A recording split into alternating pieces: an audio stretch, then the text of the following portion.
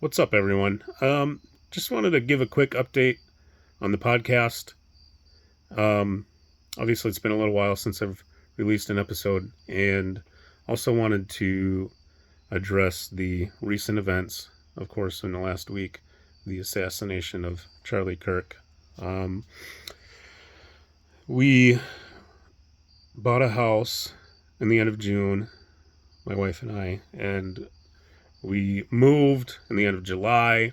We went on a vacation in August, and so I have had very little time to work on the podcast. Um, no time to record. In fact, my recording studio is gone. Recording studio, it was my bedroom. Um, and I haven't set up new studio space here at the new house, and so that's the reason for the delay in episodes. But I'm working on it. I'm sitting in what we call our mini house, which is an unfinished, mini house. And it's insulated, it's framed. This is where I'm going to be recording, and I just need to get everything set up. So my hope is to be able to start releasing new episodes again before the end of the month. Just got to get a few more things cleared out and situated from the move. As I'm sure you can understand, trying to move and then go on vacation with two young children and trying to get everything sorted out. It's been a lot. A lot has been going on. So, I have still been writing new episodes, so my hope is to start recording, like I said, before the end of the month and get you a new one here within the next couple weeks. As far as the Charlie Kirk assassination, I don't get political hardly ever, if ever, on the show at all. I try to stay away from politics on social media, but I think this is a little bit more than politics. There's a lot going around, a lot of things that are being said about Charlie Kirk. Some good, some bad, of course. As a follower of Jesus, I think one thing is really important, is that he was very bold about preaching the gospel. And he was clear about the gospel, about what it meant for people's lives. And that is something that, as I've watched the news and as I've kind of absorbed everything that's being said about him, that's the thing that really stands out to me and what I've been very inspired by. I can't say that I agree with everything that he said. I didn't even really follow him all that closely before he died. I was aware of him, and I would occasionally come across some of his content. But what's really stood out to me and what's really inspired me is his boldness for the gospel. And it's inspired me to be more bold, because he was willing and did die because of what he said and the way he presented it and the way he was willing to have conversations with people.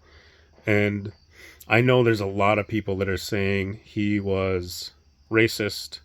A lot of people are saying he would spread hate speech. Look, I don't know anything about the man's personal life. I have no idea. I don't know what he did when the cameras were off. All I have to judge is what he did when the cameras were on. And when the cameras were on, from what I could see, when he talked, it didn't matter who he was talking to. He encouraged people that they could do whatever they wanted to, and to stop making excuses for why they couldn't. And He didn't want to make excuses for people for being unable to be successful in life. He saw the good in people. He saw the potential in people. And he saw them as image bearers of God. And whether it was a black person, whether it was a trans person who was disagreeing with him on his policies and his politics, he was always, from what I could see, he was always very kind and was always willing to present the gospel. I know there's sometimes some videos showing that there were times when he wasn't so kind. I know people are going to have those times, and I don't know beyond that, but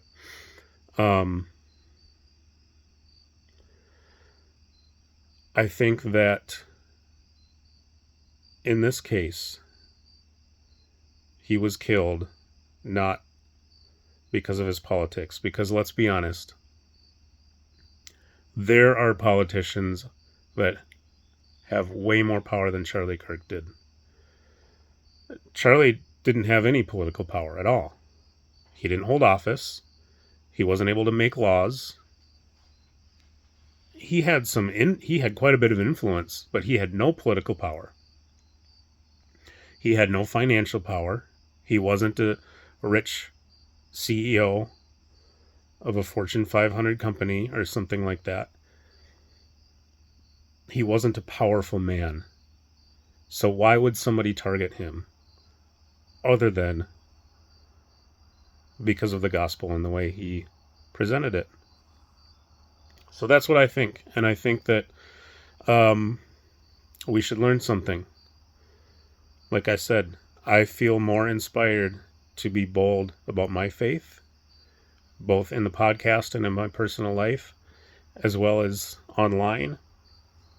And I think that's the message that we should take. I think that's the inspiration that we should take. I think it would be very dangerous for us to learn the wrong lessons. I think it would be very dangerous to think that he was killed for his politics.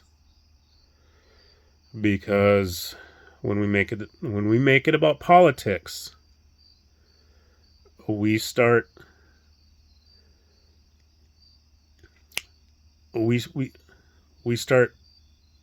crossing into some very dangerous territory.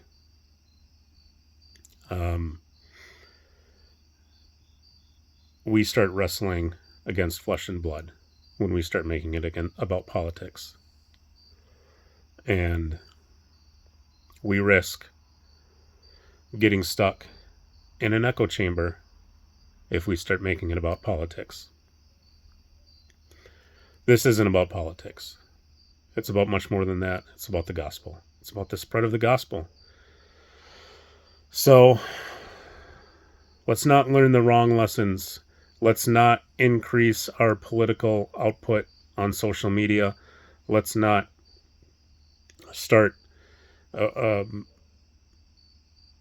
spreading violent and hateful speech against people that we disagree with. Let's increase our boldness in preaching the gospel. That's what we need to learn. And I think that's what Charlie would have wanted. I hope. Again, I don't know the man. I never met him. Never met anybody that surrounded him. Like I said, I barely even really followed him, or knew much about him.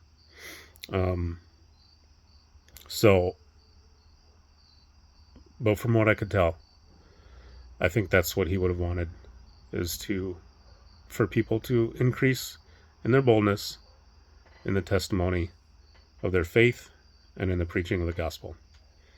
All right. Thanks, guys. Talk to you soon.